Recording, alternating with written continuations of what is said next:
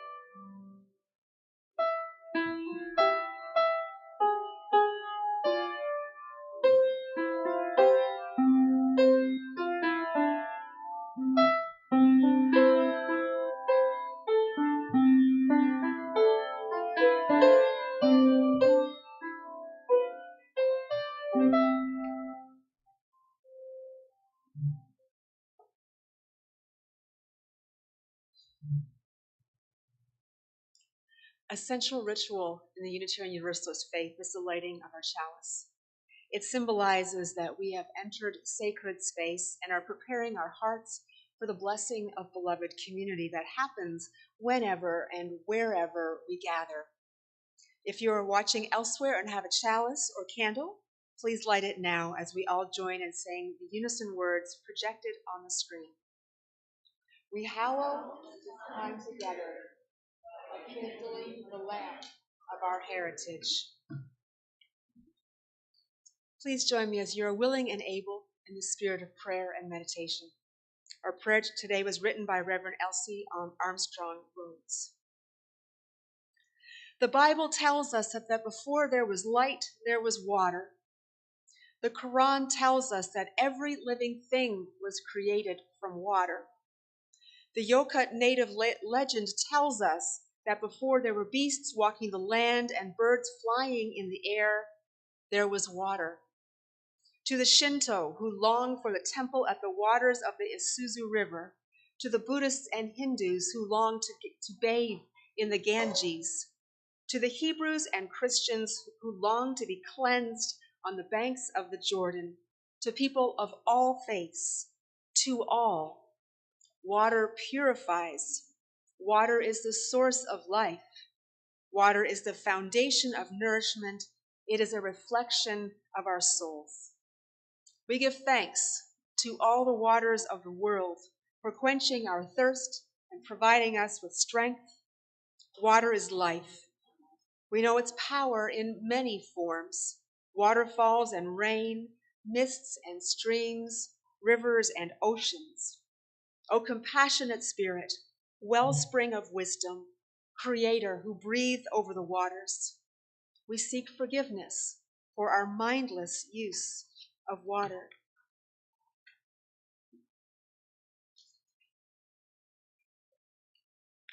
Excuse me. We beg for wisdom to know how to conserve and cherish water. We ask healing for the ways that we disrespect and contaminate water. We swim in the rain of grace upon our souls. Come free us from hatred, greed, fear, and our lack of love for your gifts upon earth. Transform us into living streams of water, flowing green and moist, with life, hope, and love for all earth and all peoples. Amen and blessed be. I invite you to rise in body or spirit for our opening hymn, number 100, Peace Like a River.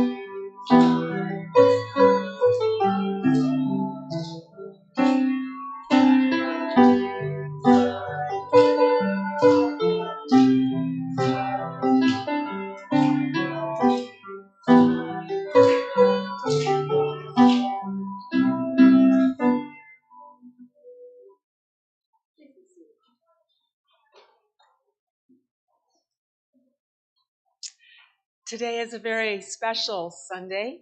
It is our in-gathering service. It is also our water communion, a distinctly Unitarian Universalist ritual created by Unitarian Universalist women in the 1980s who were desiring more spirituality in our congregations, which at that time were very intellectual.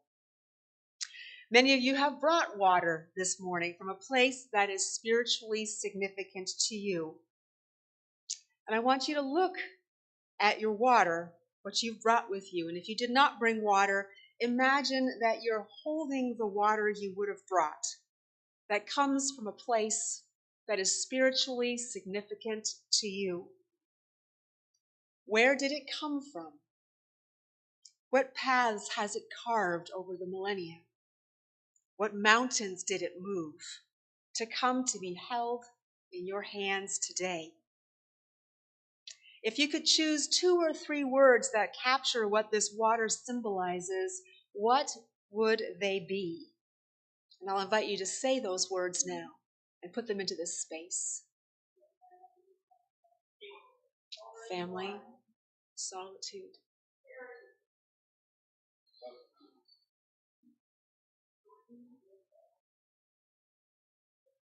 Beautiful. In Unitarian Universalism, our annual water communion, usually held the first Sunday after Labor Day, symbolizes that all of our seemingly independent journeys are one. Just as water flows to a common end, our journeys merge, like a drop of water in a surging river being pulled by the force of gravity. In our theology, the force of gravity is the pull towards oneness, harmony, unity, and justice. When we channel our restless spirits into that pull, we will leave behind canyons that lead to a river and valleys that now fill with flowers. Our call is to release to the power of that sacred purpose, that oneness, that unity. And when we do that, even if just in moments, we will feel the healing power of our radical interconnectedness with all things, and know that we are truly one with each other and with the earth. In the water communion, we symbolize this radical interconnectedness by pouring the water we have brought into a common vessel. There's also a pitcher of water here for those of you who did not bring your water and now wish you had remembered, like me. And then we keep this water, we sterilize it, and we use this water every Sunday for our joys and sorrows, which we're restoring the original joys and sorrows where you put a water into rock. And we also use it for our child dedications through that year. So in a few moments, we'll ask you to come forward with your water. And we're going to organize ourselves along the 4 directions. Earth-centered traditions like paganism have a deep place in our faith because of their focus on interdependence and interconnectedness. So first I'll call on the waters of the east. And if your water comes from east of here, which I believe is that direction, that is when you come forward. And then we'll go to the south, and then to the west, and then to the north.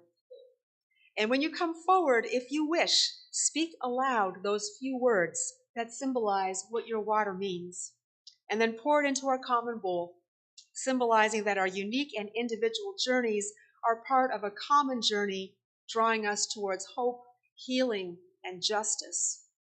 And if you are unable to physically come forward, then you are able to add your water when we honor all the 4 directions. I'll ask you to raise your hand, and the water and pitcher will be brought to you. And in this way, everyone can participate fully. And if you're with us from home, you may want to have a bowl and a small glass of water. And you can also pour your water into the common bowl. And you are with us even though you cannot be with us in person. So we'll start our water communion with music. And this music will play throughout the communion. The words will be up here. And we'll sing this song twice at the beginning of our water communion, and then sing the refrain between each of the 4 directions, and then sing it once all the water has been brought forward. And we'll end with the water blessing that will be also put up on the screen. Our communions are open. You do not need to be a member of this congregation to participate, and you are also free to simply observe.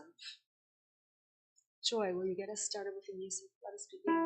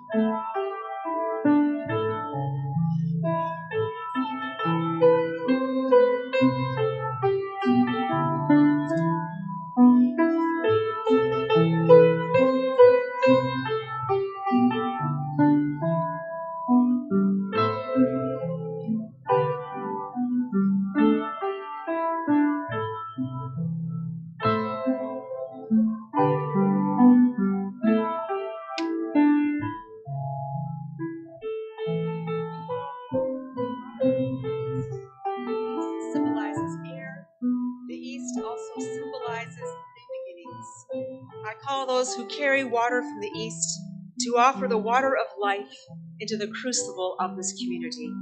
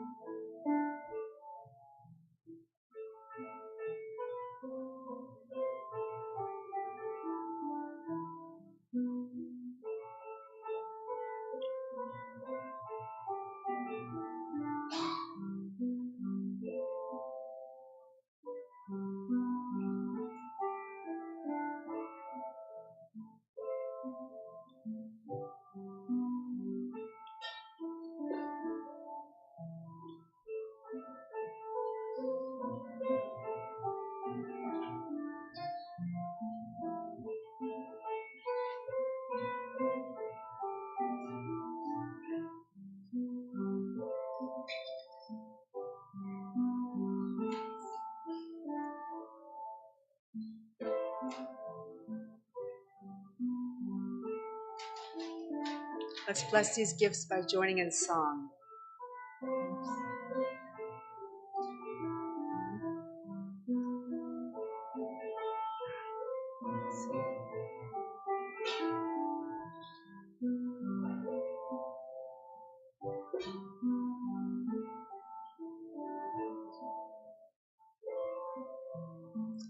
Let's join together in song.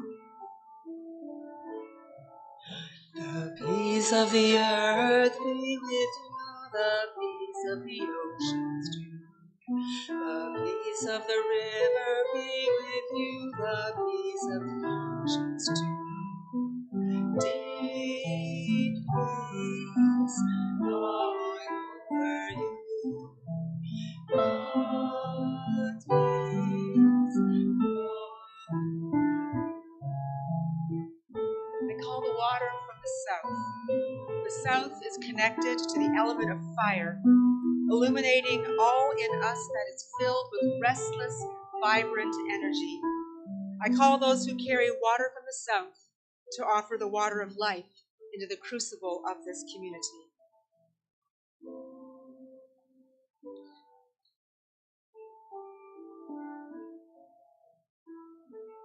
All right, I call the water from the west. The west is connected with the element of water. In the element of water, there is always hope, offering the promise of peace and freedom. I call those who carry water from the west to offer the water of life into the crucible of this community.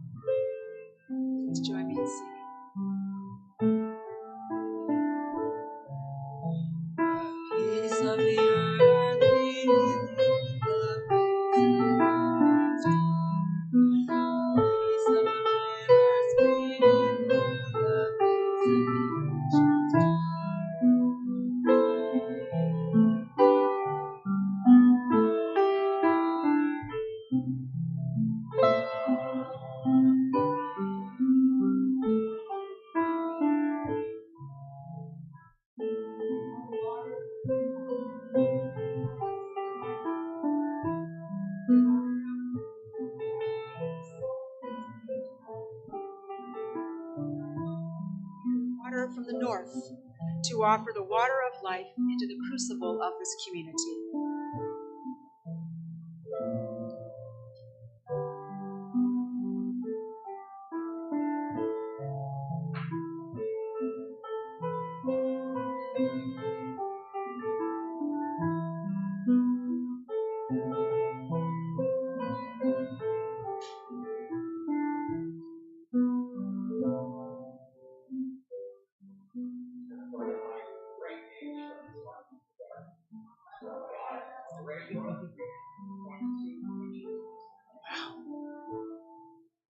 Is there anyone who would like the water brought to them?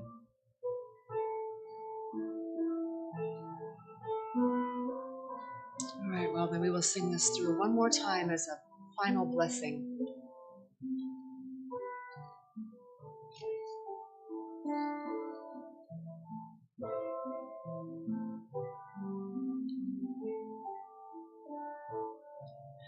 The peace of the earth be thee, the peace of the earth. The peace of the earth be with thee, the peace of the earth. Deep peace, flowing over.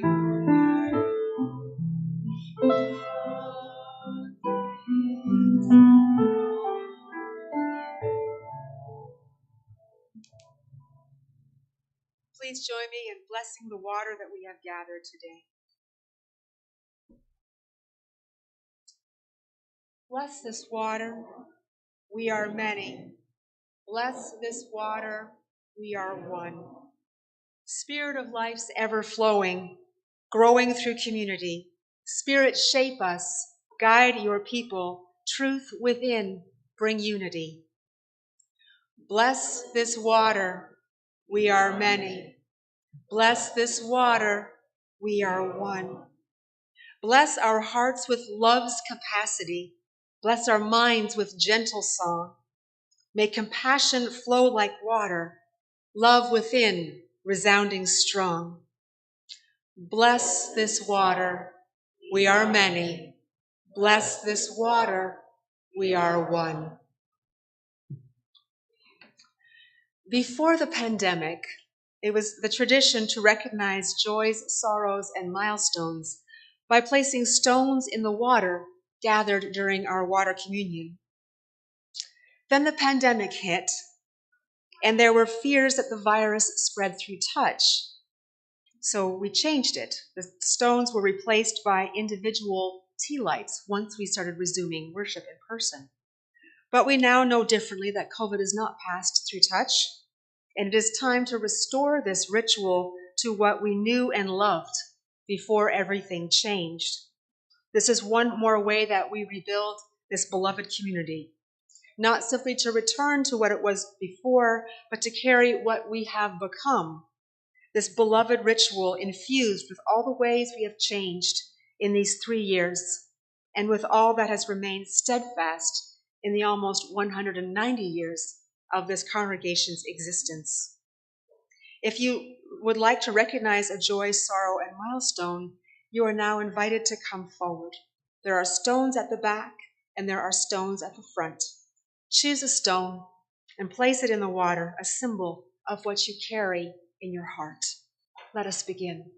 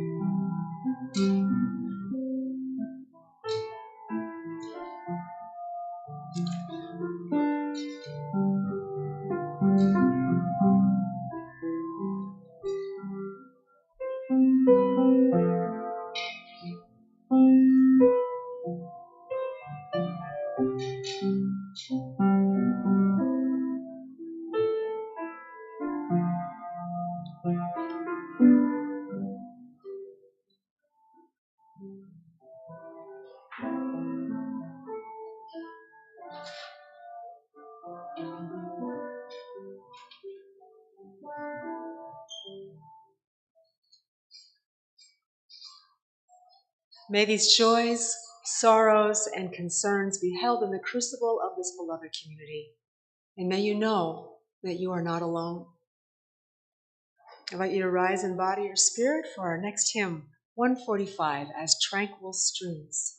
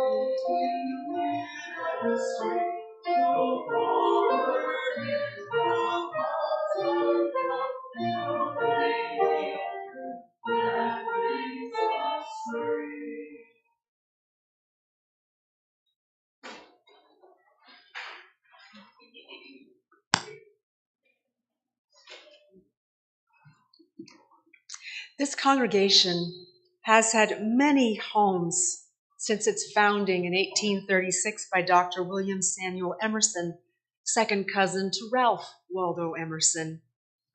He came from the Northeast, steeped in Unitarian thought and practice, and wanted to start a church in Alton for himself and for his family. He was lucky to have support for his dream. When the American Unitarian Association formed in 1820, they had an ambitious church planting program. The frontier had opened and settlers were flooding west. They were recruiting ministers to go west and start churches. William Greenleaf Eliot was dispatched from Boston to plant a Unitarian church in St. Louis, which he did in 1835. With instructions to continue planting churches up and down the Mississippi. When Dr. Emerson made clear he wanted a church in Alton, Eliot and the American Unitarian Association gave him their full and enthusiastic support. This congregation started out very small, meeting in Emerson's office and in the homes of members and other local establishments for 20 years. Before buying this property and building a church. Did you know that this is the 5th Mississippi river town that I have served as a Unitarian Universalist minister? I started in New Orleans back in 2004, then moved to St. Louis, where I served Emerson Chapel. Then after 10 years, I accepted a position at the Unitarian Church of Quincy, just a little north of here, and a year later added the Unitarian Universalist Fellowship of La Crosse, Wisconsin, way up north where the river is narrow and clear instead of muddy and wide like it is here. And then I started serving back here again, Elliott Unitarian Chapel and you, the First Unitarian Church of Alton. I'm serving both of you right now. I also married into a Mississippi River town family from Cape Girardeau, Missouri. So I've been up and down this river almost from its beginning to its end. It's become a dear friend and an anchor, even when it floods. But I have to admit that of all the congregations I've served, you have the best view of the Mississippi. This massive river, this magnificent river that has shaped this nation, and a river that has been shaped by this nation. I'm talking to a lot of you in these first months as your new minister, and especially those who are unable to come to church anymore. And something I heard this week will stay with me through my time with you. A member shared that one of her most precious weekly moments happened when she came to church and parked her car. She would stand and look at the river and drink it in, and then walk up the steps into the sanctuary. I'm pretty sure she's not the only one. No matter how many times you have crossed the various bridges that come to this between Illinois and Missouri, and then especially the magnificent one here between the Riverlands Nature Preserve, one of my favorite places in this area, and Alton. No matter how many times you cross that river, it remains a wonder. And it's also true that there isn't a stretch of the Mississippi that has not been changed by human intervention. Not a stretch of river that hasn't been dredged, dammed to generate electricity, hemmed in with levees, tempered with channels, buffered, or simply rerouted. The Mississippi was harnessed by this country as its central economic heartbeat for a long time. And then that changed with the advent of the railroad, and then the automobile, and then the interstate system. The St. Louis metro region went from being the gateway to the West to part of flyover country. And that has deeply influenced the path of our congregations. Back in the 1830s, the original members of St. Louis, Alton, and Quincy were all part of the upper class, the center of economic, political, cultural, and civic power. Much of their wealth was based on trade, which means it was based on the river. They were used to having influence over almost every aspect of community life. And then when the river changed, when the economy changed, their lives changed. And a lot has changed over the last 190 years. We Unitarian Universalists are no longer the movers and shakers of American society. We've had to learn about the humility, the power of humility in a liberal faith that historically has praised the power of humanity to fix all things, evil and ill. We're a lot more humble about humanity's power nowadays. We see more of a balance between the incredible good we can do and also the incredible harm that we can do. Now, I'm not telling you this story of decline to depress anyone, just to say that we're in a different place. And we've had to adjust as congregations to reshape our mission and our identity as the currents of history have changed the flow of who we are and where we are needed so that we continue to be relevant. It doesn't mean turning our back on the past. It means carrying the past in a new way. These currents of history have also played a large part in the decision made by you, the people of this congregation, to find a new home. We are in uncharted waters here. From what I'm learning in all my visits and phone calls and emails that I've been doing in my first month with you, it's been a bumpy ride to get to this decision, with some hurt that is still very much alive. And there are still significant differences between you about this decision, and there probably always will be. We are Unitarian Universalists after all. We have different opinions on just about everything. Why should our building be any different? And there is anxiety about where you'll go, and most importantly, who is coming with you. And these are all totally normal feelings for this very huge decision, and they will be with us throughout this process. But what you have as your anchor is your history as a congregation that has always challenged itself to think beyond its walls, to remember why you are really here and what mission you serve. The central mission of Unitarian Universalism is to serve a love that is bigger than any of us can imagine. And that love brought you all to this decision. Regardless of how you voted, love brought you to the decision. I want to talk a bit about the transition and my hope for how you can move through this time with grace, forgiveness, kindness, understanding, and ultimately a place of love. The first way to stay in a place of love is to have a process that you can trust. A process that is open and transparent, where information is shared in timely ways and there are multiple opportunities for the voice of the congregation, for feedback, and feedback that makes a difference, that is heard and acted on, so that you move through this as one people, which does not mean having to be one in agreement. It's hard to remember or feel love when emotions get high. And none of us is perfect enough to be able to stay in a place of love when we get sad or anxious or afraid or angry or hurt. But it has to be the place we start from. Love has to be the place we start from, and it has to be the place we come back to every single time.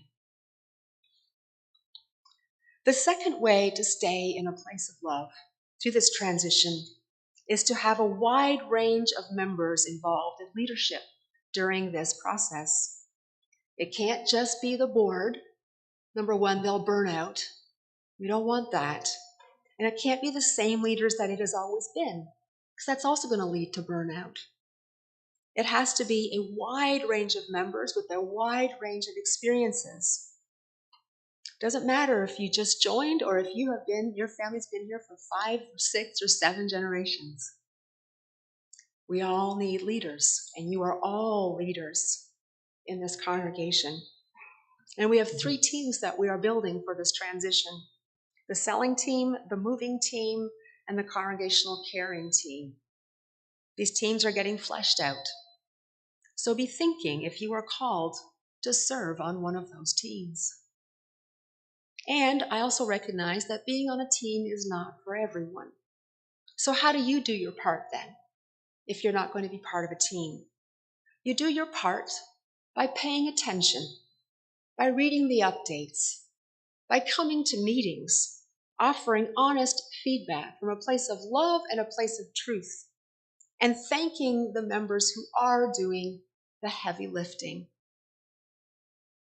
Everyone also has to be responsibility for the transparency we need to trust this process. It's going to be very tempting to share what you really feel with the people you trust outside of our meetings. And this is normal and natural. We go to our friends to process things for ourselves. But when that happens, think to yourself, what is the next step? What of what we have discussed do we need to share with the leaders and the congregations about what we have talked about so that we aren't keeping secrets? Transparency doesn't just come from the board. It has to be a commitment from everyone. Secrets or information that is withheld gets us all in a lot of trouble, and it creates a lot of hurt. It can feel very risky, I know, to share what you really feel, but we have to try to build up the courage to do this right. And finally, the third way to stay in a place of love is that everyone has to count. Everyone has to be equal. Some of you have been part of this church for as long as you can remember, and others of you are new. Some of you have filled almost every leadership role in this church. Some of you are exploring how you fit in here.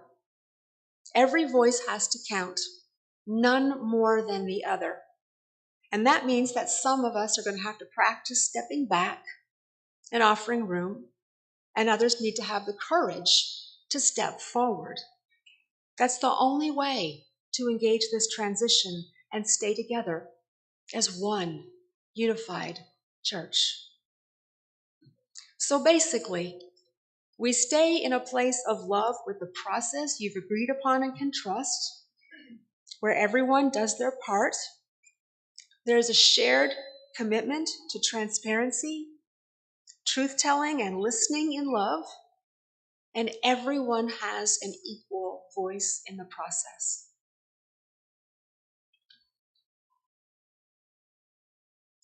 Next Sunday is the next step in the process. The board is going to present a draft transition plan after the service. And in the interest of truth-telling, I will tell you that I wrote it. But I didn't write it to tell you what to do and say, this is what the minister says you must do. It was a place to help you start somewhere. I'm the kind of person that I got to start somewhere, get something down. And it's not set in stone. It is a place to start. So there's some place for you to start and to make this plan your own. The plan is about creating a transparent process that everyone can trust. And the draft plan has already been emailed out to everyone. Read it. Think about it. Create your questions. Bring your questions about it. And come to the meeting on September 18th, next Sunday after church, with your thoughts and your questions. It will be a hybrid meeting so that everyone can participate, and your feedback will influence the final version of this plan. And then the congregational care team is going to hold listening circles throughout this transition. The care team is so far composed of Carol McGrew, Dee Evans, Patty Moore, Wayne Pollich, and myself. And our first listening circle will be about 2 weeks after that September 18th meeting. We're nailing down a date. It'll be the first week of October. And it's a place to come and share your feelings. And we'll be holding one of these after every significant congregational meeting about the transition. These are not workspaces. These listening circles are not where decisions are made or people are influenced or where decisions are made. These are places to listen carefully and to share your feelings and to be listened to.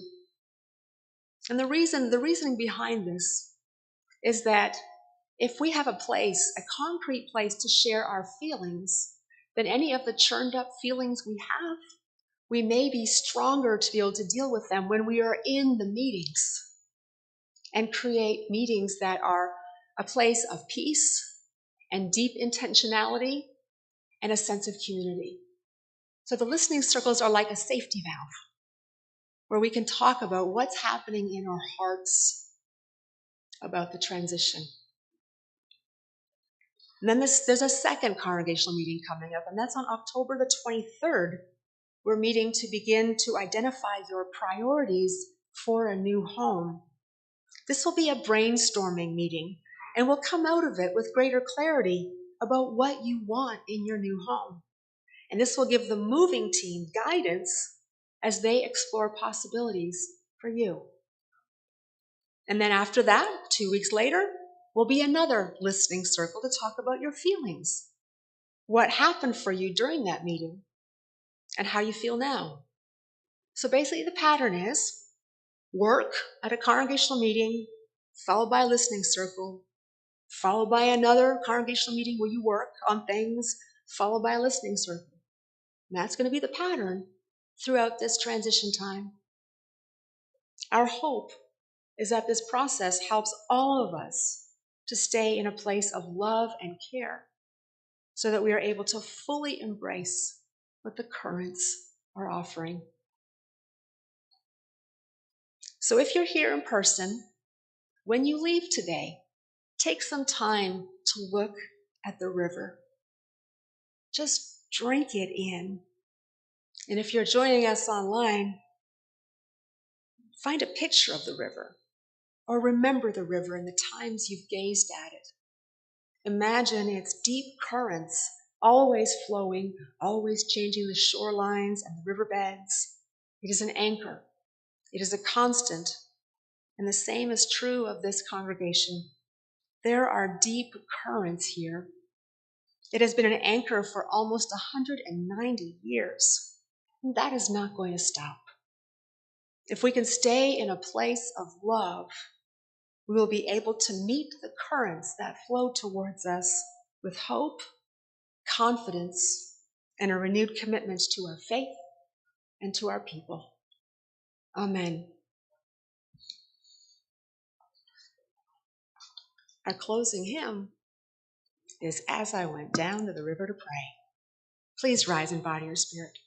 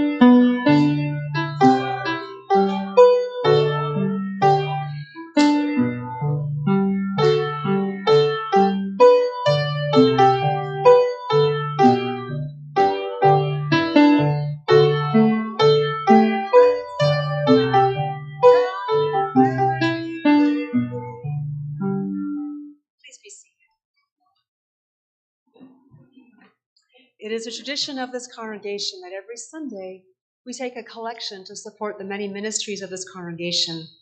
As we have been fed by its abundance, let us be part of offering that abundance ourselves. We will now take the offering.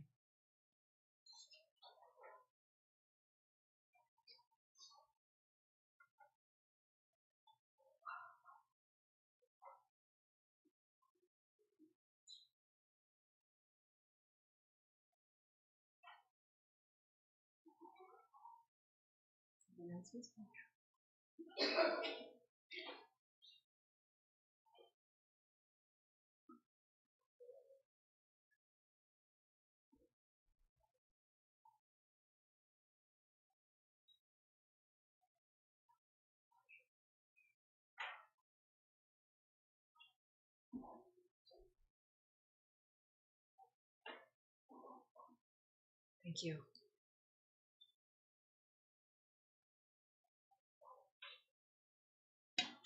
Do you have a blessing? Okay. Oh, please join me in blessing this offertory. May this offering equip us to inspire love and seek justice. All right, we have some announcements. All right. You took one of the big ones off my list we were talking about next Sunday, so thank you for that. So yes, we'll be here next Sunday. I'll be leading the discussion, feedback on the transition plan. Ideas are great. Bring them on, and we will integrate and make a plan that's going to work for everybody. Next is, I got a thank you letter from Casey. She said, "Dearest church family, greetings and salutations from what I feel is a personal mission I am on to discover myself. I come from much, but also so little. You have all filled my heart with song, sharing, and coffee. I am forever grateful for this, as well as filling my treasure at a time I felt truly tested. The ease and grace with which I was able to ask for what I needed, be responded to with such waves of pleasant generosity, will forever change and challenge me. So I want to be a change for good with deep pockets. I so want to be a change for good with deep pockets, but sometimes learning about yourself first is necessary to figure out the edges. I had surgery in January and still feel a bit like I'm recovering while also pretending everything is fine. I grabbed my hymnal the other day and was drawn back to some words I really love. And this came from hymn number 683. Be ours a religion which, like sunshine, goes everywhere. She says, thank you for your light. I am so grateful for this community and wish you all the success in the future. I knew and know I have a knowing the message you carry is important, Casey. And I did have a good conversation with her. She's in some transition right now, and she's always open to returning to be a part of our lovely community. But she wanted to make sure you all knew how much she loved and appreciated what everybody did to support her. Second, thank you everybody who helped with Pride yesterday. I don't have all the names in front of me, and I know if I say it right now, I'm going to miss somebody. So I just wanted to thank everybody for the help. We met here at 10. We got things set up down at Alton Pride. It was a great day with some people that we hadn't seen in a while. Nick Prendergast stopped by and a few others, and so it was great to see folks that we hadn't seen in a while. Erin Kyle also, because she's right around the corner from there. So, putting the word out there, making our presence known, and it was wonderful. So thank you, everybody who was here. Yay. We have 2 more events, of course, that we need volunteers for. One is going to be Tower Grove Pride on 9/24. So look for some messaging out there about that in the newsletter, in the weekly blast, as well as on the UU Friends website, looking for people who can, again, help us. Same thing, probably from 10 to 6 to get things set up. It's a little bit more complicated because we're not rolling right across the street here. We're going to have to go into Tower Grove, but I'm excited to be able to do that. And then lastly, Peg Black, thank you. Unity Fest on 10/1. You want to take a moment to just share how many people you need, what you expect is going on for the day? Noon to 4, she needs bodies.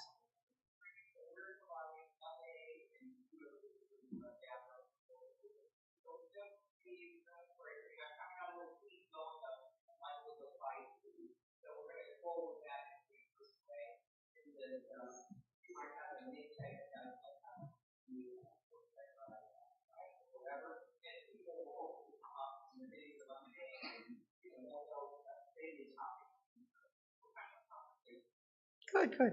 And the goal with Unity Fest is for all the religious communities in the basic Ed Glen area, but including us, and I don't know how further south it's going, but yeah.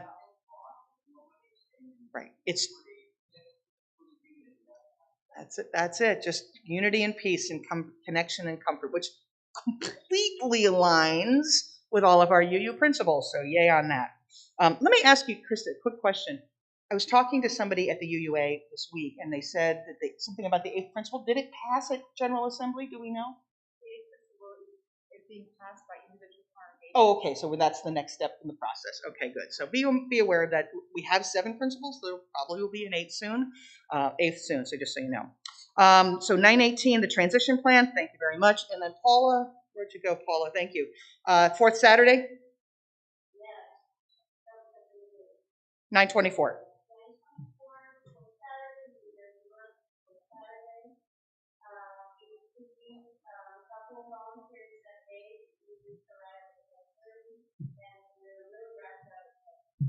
Yeah.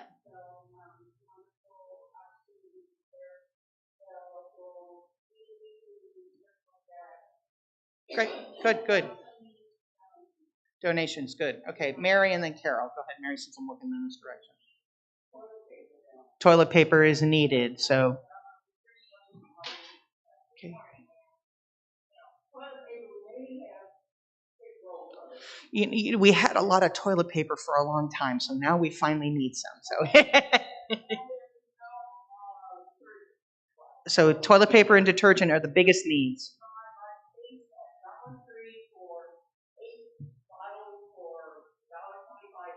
Right. That's enough to get people through. So, okay, that would be great. Thank you very much for that reminder. Carol, one more thing?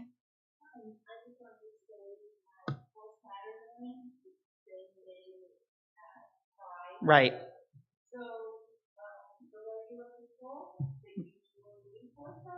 Mm-hmm. Right, because we'll be helping out with Pride.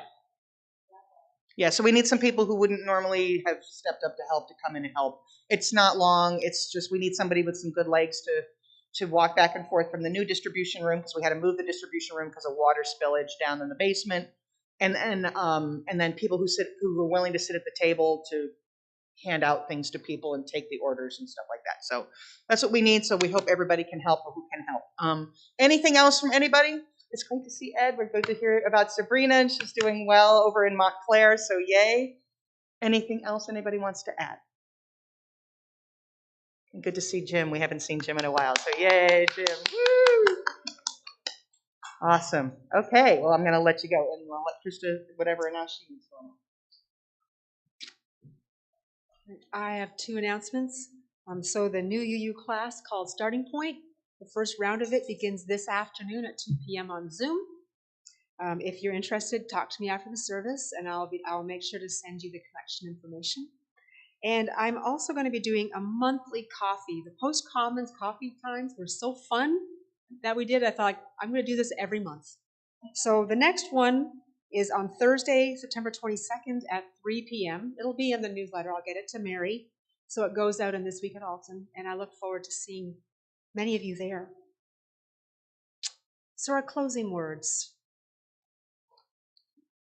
All rivers run to the sea. May you depart this sacred place, hearts filled with hope for new beginnings, a fresh start. Go forth, but return to this community where rivers of tears may be shed, where dry souls are watered, where your joy bubbles, where your life cup overflows, where deep in your spirit you have found in this place a home. All rivers run to the sea. I invite you to join me in our prayer for our chalice extinguishing words. The light of truth in the meeting cannot be put out. We are keepers of this flame until we meet again. Please remain seated for the postlude.